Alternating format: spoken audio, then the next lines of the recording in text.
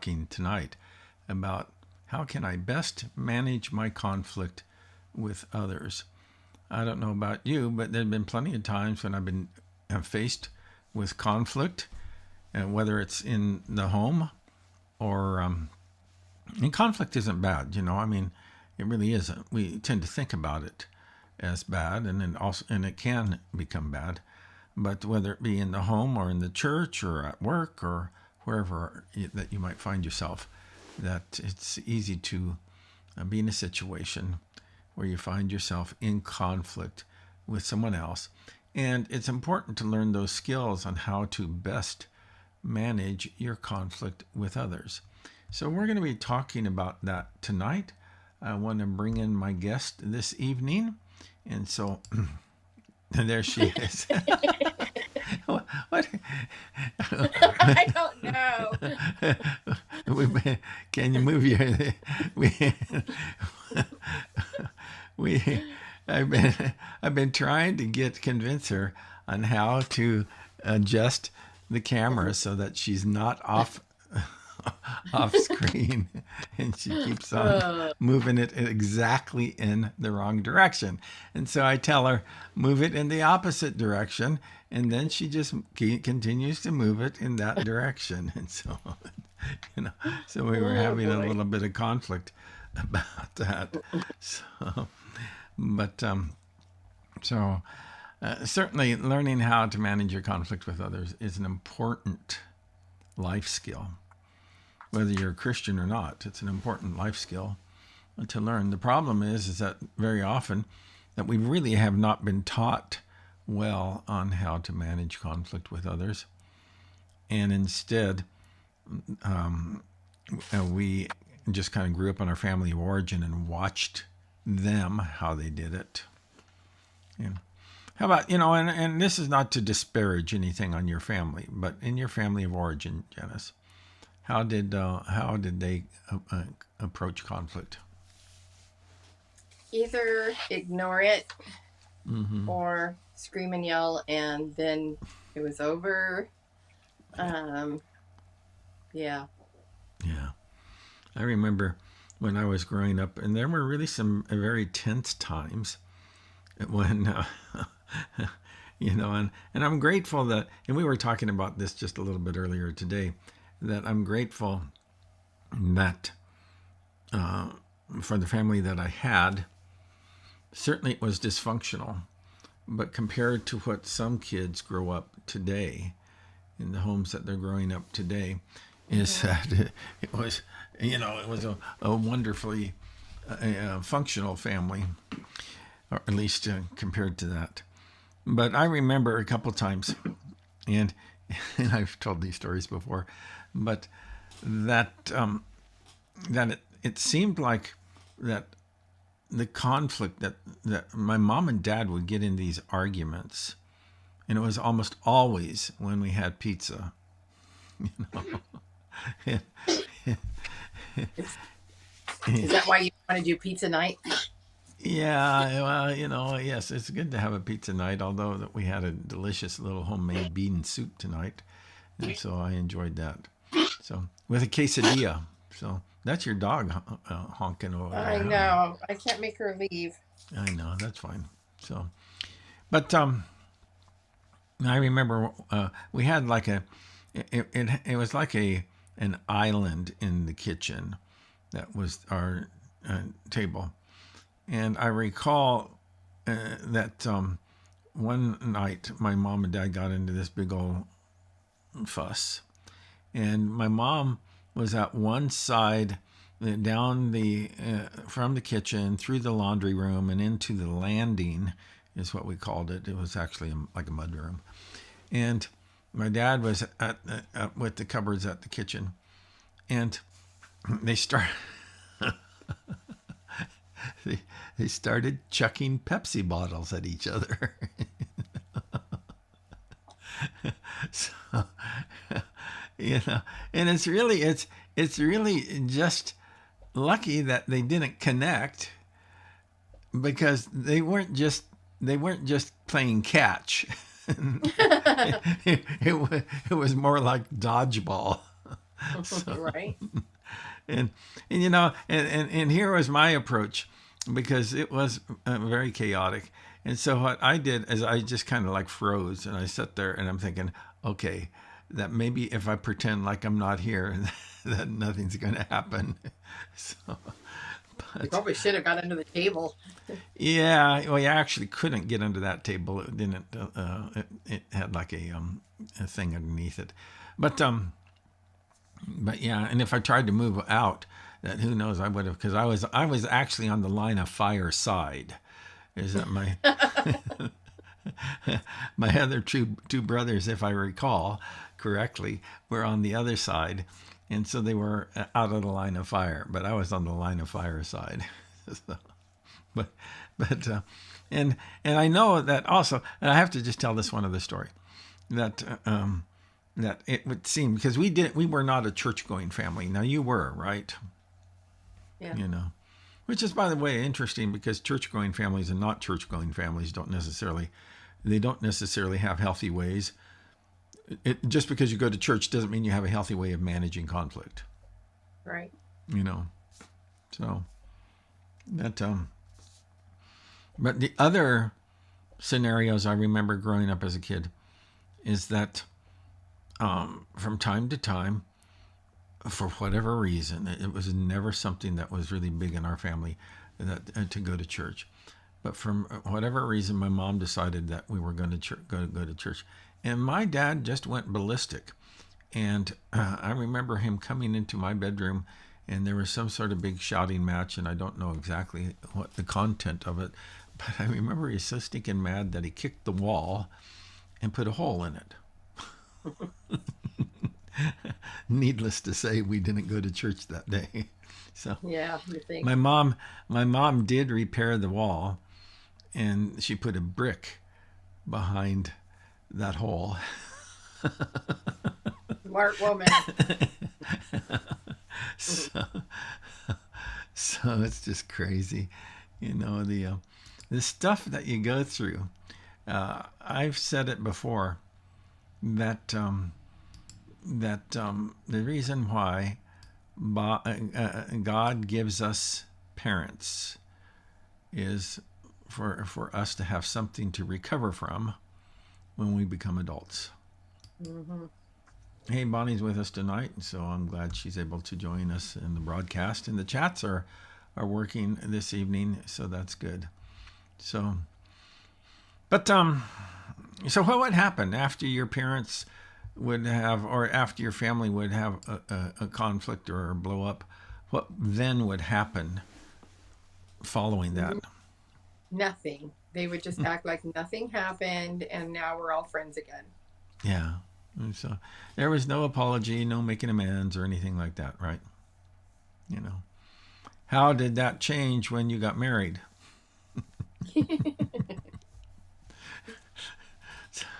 Yeah. Yeah, the first time we had a conflict and I acted like I did at home, then you were like, you didn't yell back at me or anything. You're just quiet. And then I went in the other room and I'm like, okay, it's over. And I come back in and you're still mad. And I'm like, what's wrong with you? You're like, you didn't even apologize. I'm like, I have to apologize for this? Get over it, dude. That's not how we do it, homie. Right. So, yeah. Well, it's crazy. It's crazy what families do, and it's crazy how they manage or mismanage But I conflict. think that a lot of the reason why we were the way we were is because my parents' parents were the way they were. Mm-hmm. So. Yeah, your mom grew up in essentially, I mean, this isn't, I'm not trash talking your grandparents, but she grew up in an alcoholic family, right? Yeah. A lot of alcohol abuse in that family. And your dad grew up in a home where it was an impoverished family, and there was 10 kids in the family, right? And their dad died really young. Yeah, he died. How old was he? Do you recall? I think he was 40 something. Yeah, yeah. So Bonnie said that my brother and I were raised to be seen but not heard.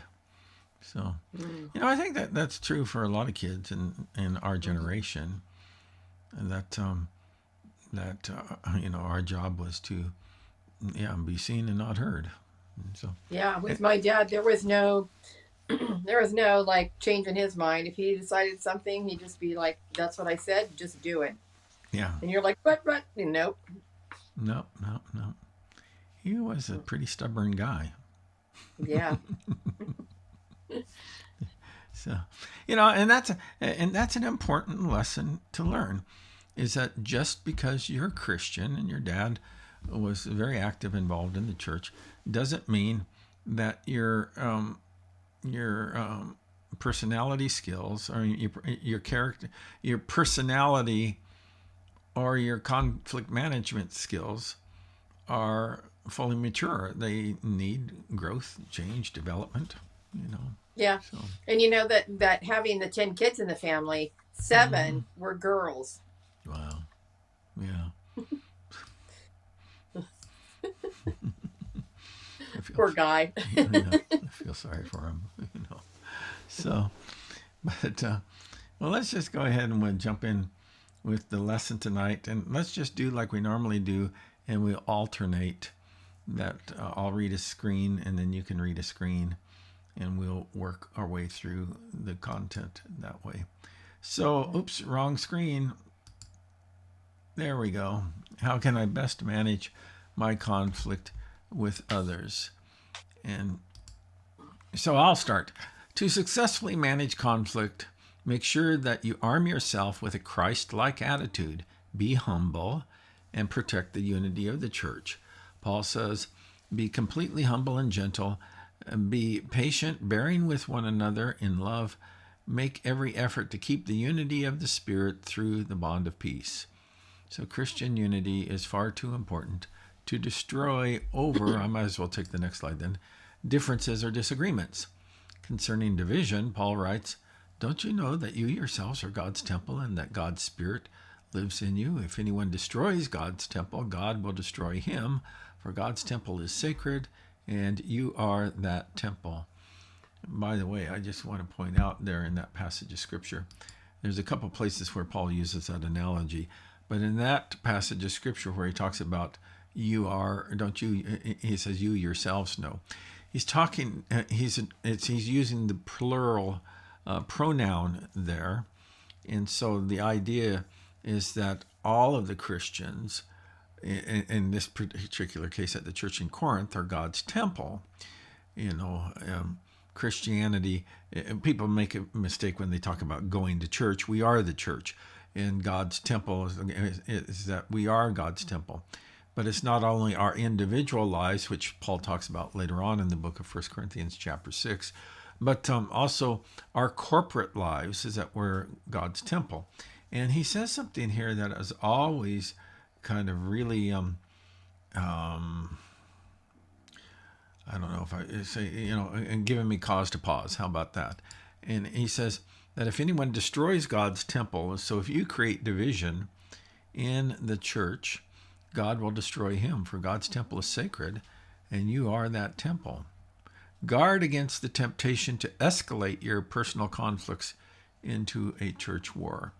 And there have been far, far too many times when Christians and churches have gone through conflict that they've escalated into an entire war, And so we ourselves, we kind of have had some negative experiences with that ourselves.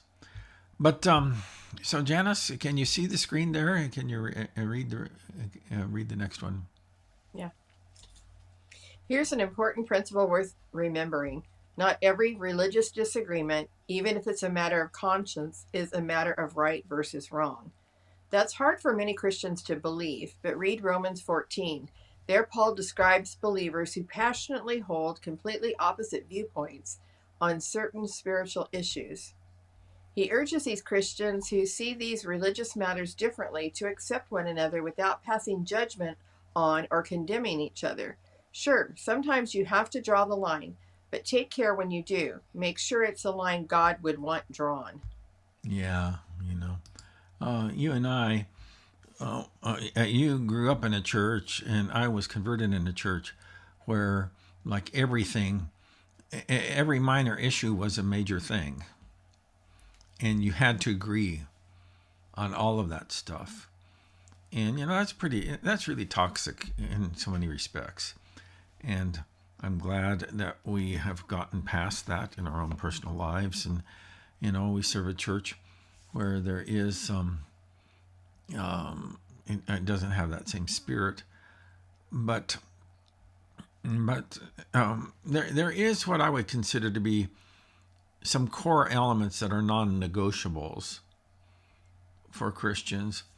I would say the person and nature of God, that or the nature of God, that He's triune, Father, Son, and Holy Spirit, the person and nature and work of Christ, that Jesus is the Son of God.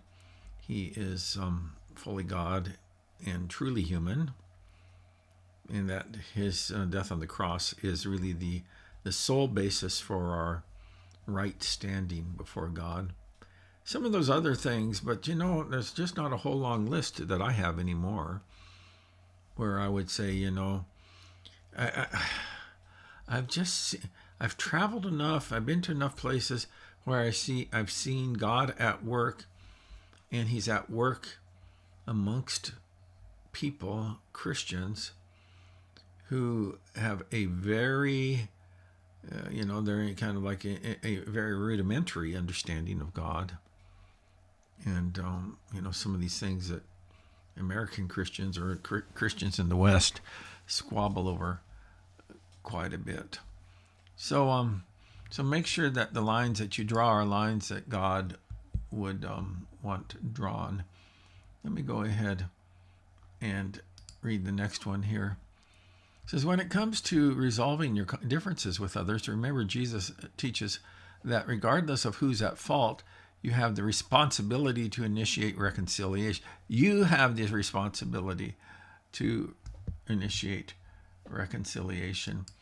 And that's something that I think is true not just in the church, but also in our interpersonal relationships, is that a lot of times when we are the injured party, we feel that, well, I'm just going to sit here and be injured until the offender comes and makes an overture to reconcile.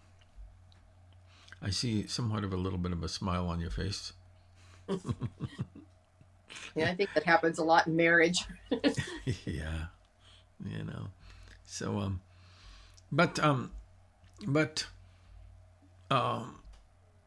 what it's saying there is that, and what Jesus teaches is that whether you are the offender or the injured party, it's your responsibility to seek a path of reconciliation if reconciliation is possible, and sometimes it's not. So let's go back to that screen. It says that's not always easy to do, but doing what's right isn't always easy. Take the first steps towards reconciliation. Be a peacemaker, is what Jesus teaches us. So, Janice? Don't, however, skirt the truth. Speak it. When you've been hurt, talk about your hurt. When you've been wronged, talk about the wrong. Call sin, sin. But remember that when you speak the truth, do what Paul says and speak it in love. Probably no advice is more important than this if you want to successfully manage conflict. Hey, I have to tell a story. And by the way, I think we're probably just going to be in a place where we have to take this lesson in parts, because there's a lot of content, and I'm just not going to rush it through just for the sake of getting through it. But I remember when I was preaching once, and that I don't know if you remember this story. It was in my first ministry, and it was at a special event. They called them rallies back in the days. And Yeah. so I had spoken at a rally. And when I had finished speaking, that some older Christian fella who was visiting from another church took it upon himself to begin correcting me in what he thought that how I didn't speak correctly about certain Bible teachings. I don't know if you remember that or not, but I'll Oh tell you. yeah, he was sitting right behind me. So he just called me out and it started to redress me right there in the church service. And, I don't even recall what it was all about, but I just remember that number one, it was kind of in bad taste. And number two is I don't think that his point had any merit, you know. So how they did that back in the day is that they'd have different speakers come up, and I happened to be one of the speakers. And then when we we'd take a break and we'd have a potluck, And so I remember standing in line for the potluck, and he said, "Hey, brother, come on over here and let me give you a hug," type of thing. And I said, "No, No, thank you. we're not gonna paper over this difference just with a hug." Now I wasn't being mean to him, but I just said, we're just not gonna paper over this with a hug, and so and whether or not I was right or wrong, that's not the point. Here's the point that I'm driving at is that when you've been hurt and when you've been wronged, you can call sin. You can you don't have to kind of like it's kind of like when you're growing up, give your brother a hug, So you're sorry. say Now you're sorry. hug. Yeah, now everything's okay, but so we need to speak the truth, but we need to do so in love. I wasn't mean to him. I just said, no, we're not going to paper over this difference just with a hug. So, but I don't think that, things were ever worked out. But, it's just one of those things. So, but, so let's just go ahead with the next screen here. Janice? In Matthew 18, Jesus outlines the steps to take when you've been sinned against. First, deal with the matter directly and privately. Go and show him his fault, says the Lord, in verse 15. If that doesn't work, take one or two others along, verse 16. And if you're still unsuccessful in working things out, enlist the help of the church. Yeah. So, yes, conflict is a fact of life, even the Christian life. But armed with Christ-like attitudes and the wise counsel found in God's Word, you can successfully manage conflict when it comes your way. So our first question here tonight is, when conflict exists between Christians, why do you think that they often deny there's a problem or avoid dealing with it? I think that, they don't want to hurt anybody's feelings. Maybe they think sometimes I've thought, well, if I talk to this person, they're going to be mad at me and they're not going to be my friend anymore. They might quit coming to church, so I am cautious about talking to people like that. Or maybe it's because we just don't know how to deal with it. Yeah, I think that's true. I mean, all of those things. That I think Christians oftentimes, first of all, I think that Christians often think that conflict is a sin. Just the mere presence of conflict is a sin, and it's not. Well, and it's like even in the lesson that it's going to talk about it eventually, but everybody's like, you're not supposed to judge anyone, So like, are you judging me by saying this and that, And so, it gets into this whole thing, And what you accuse me of all the time is I think that we got some marriage issues that we're working out here publicly. No, this is true. Okay. You always are telling me that you cannot settle conflict by talking to someone other than the person you have the conflict with. Yeah, you know what they call that, don't you? triangulation. You sound a little embittered there. A little annoyed. Yeah. Well, it's true. I guess another word for it would be gossip, you know. Unless, of course, you're going to the other person and saying, I'm really stuck on this and I don't know how to find the on ramp to have a conversation with so and so. And so I'm not asking you and I'm not coming to you because I'm gossiping about this. I just don't know how to manage this in a healthy way, you know. Mm-hmm. So that I'm actually going to be teaching a webinar on conflict now. We just made that decision today to do that, and so we're going to be pulling the pieces of the puzzle together to do that. But over the years, I really believe that I've learned, not because I'm so smart myself, but I borrow material wherever I can find it, you know. But I really believe I've learned how to do conflict better, and the kind of some very helpful tips. And I'm going to be passing those along in that webinar when we do that.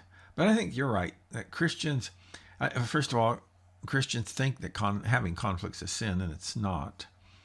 And that then they also are afraid. Fear comes in, and they think that it's going to just blow up in their faces, and most of the time it does. You know. Yeah, Yeah. that's true. You know. But but I do think you can minimize that by learning how to diffuse the bomb. You know. Yeah. I And started talking to people like, you can kind of get a vibe from mm-hmm, people if they're offended, they might, be a little cool with you or whatever, mm-hmm, Or even if just in my heart I'm thinking, man, maybe the way I said that was really harsh or, mm-hmm, whatever. yeah, I've decided I'm not going to sit around and worry about it anymore. mm-hmm, I just go to the person and say, you know what, I've been thinking about this, and I think when I said this or that, it was a little harsh, and I just wanted to let you know that I never intended it to be that way, and I mm-hmm, hope that your feelings weren't hurt, and if they were, I apologize, and I just do it, you mm-hmm, know, and the same as if I feel like they're being cold to me, I could just say, I don't know if anything's happened, but it seems mm-hmm, like you might be a little bit angry with me. Did I do something that offended you? mm-hmm. When are you going to start doing that in our marriage?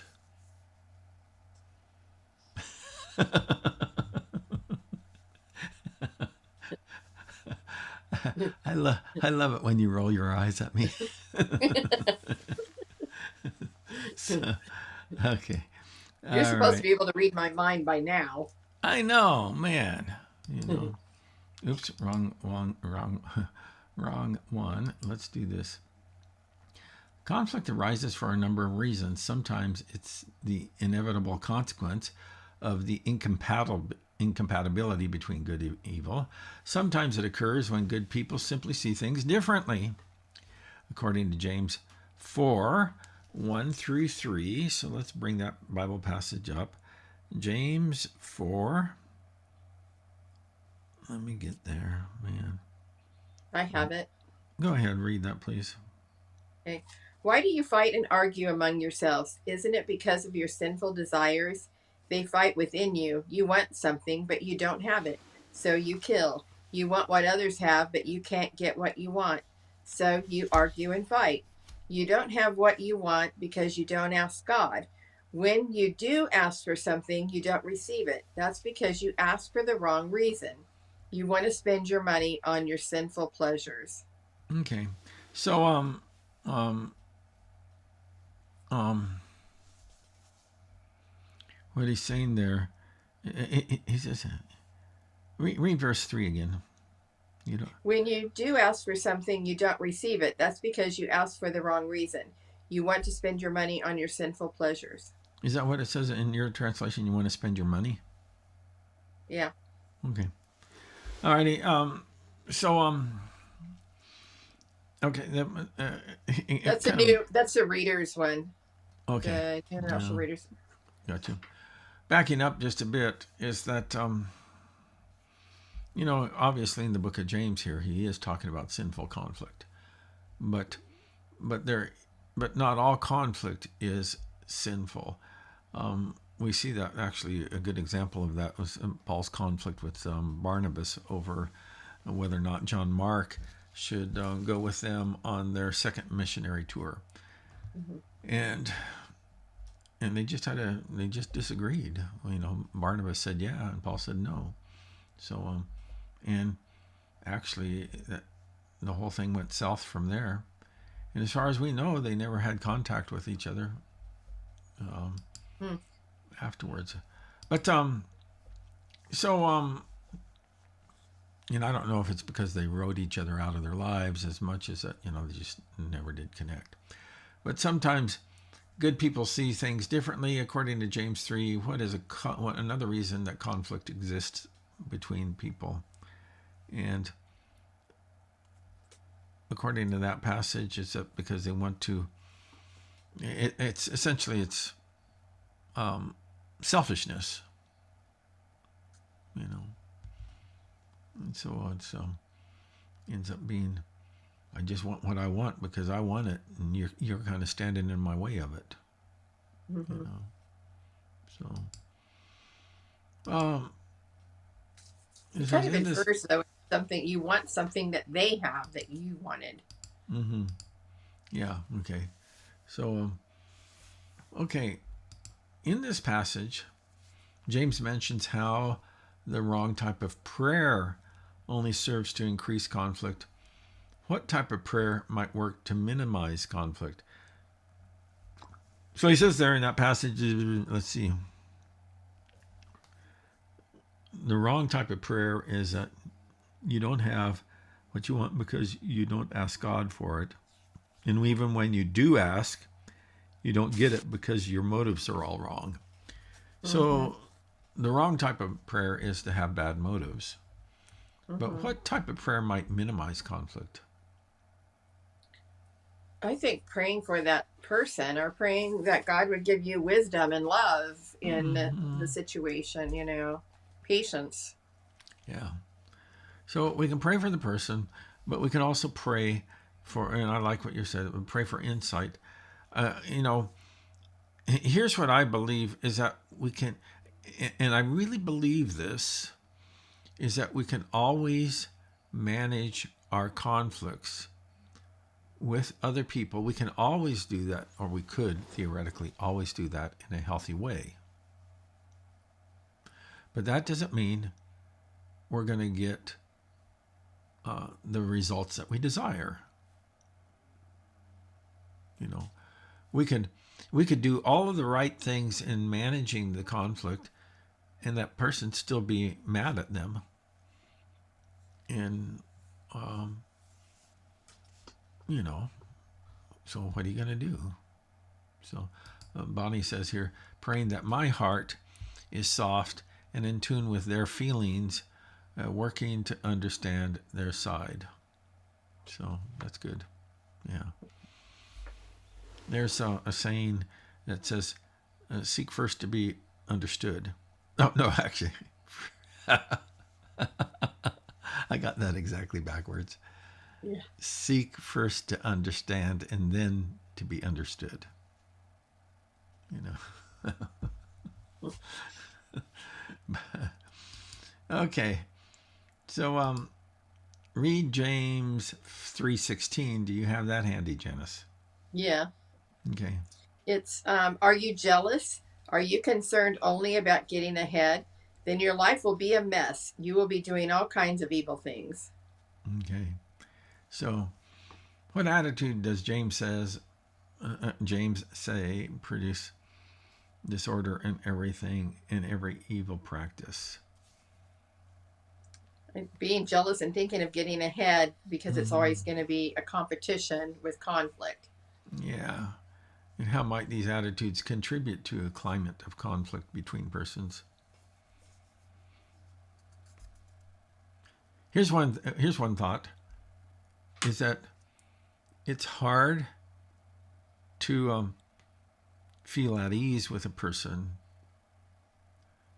that you don't believe they have your best interests at heart. You know, Mm-hmm. there's been plenty of times where I felt like people are manipulating me or using, trying to, jockey me into the place where they want me to be rather than truly seeking my best interests, Mm-hmm. So obviously that's going to complicate things. So, oops, hit the wrong button. I think we'll make this our last question because I think the other ones are coming up. There's a whole bunch of verses on some of these. So in Romans 12:18, do you have that handy? Yeah. Okay. If possible, live in peace with everyone. Do that as much as you can, because sometimes no matter what you do, you can't change how the other person thinks about you. Yeah, boy, isn't that good? That you can do all of the right stuff and them still have the other person still have a wrong spirit. So and I think that this is really, in all honesty, when you're a kid and you grow up in a dysfunctional home and you're constantly getting this vibe from your parents that you're bad or there's something wrong with you or whatever else, is that you just you non-critically accept their judgment rather than stepping back from that and thinking, wait a minute, maybe the problem's with them and not with me, But and so Paul says, as much as that lies within you, or is possible within you, live at peace. He's not saying that we need to. We don't need to give in to others when it comes to principled matters, But he says there is, as far as it's possible, it depends on you. Why do you think Paul added this qualification? What, to live in peace with everyone? No, as much as possible. Oh, as much as you can. Yeah. Yeah, because it's not always. There's times when you can do everything you can do, and still, it's not going to be resolved. So you can only do what you can do. You can only do what you can do, and with that, we're going to wrap up our conversation tonight. It's a good place to stop. We're going to pick up next week on this this topic of conflict. But anything that you would like to say before we wrap up as you think about this issue of conflict? No. Yeah. Here's a couple of things that I would like to say. Is that I think that I would say mastering this skill, or at least really growing in this skill, is fundamentally important to having healthy relationships. And I do not think that, I think that very, very few people learn that in their family of origin. And quite honestly, I think that very few people are taught that in the church. And so we need to figure out ways on how to do that. And like I say, I'm going to be holding a webinar. I'll be announcing that coming up. But I would encourage folks, if they can, to join me for that. So Janice, here's what I'm going to offer for you this evening.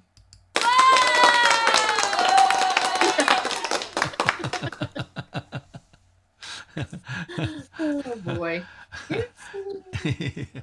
So, all right. Well, I hope to see you guys next time. Thanks for tuning in, and that's it for now. And I appreciate each person who watches. And, share the news or share the word about all of this. Bonnie added this. And with that, so Bonnie added this. And with that, I'm going to do this. So, all right. Take care. Bye bye for now.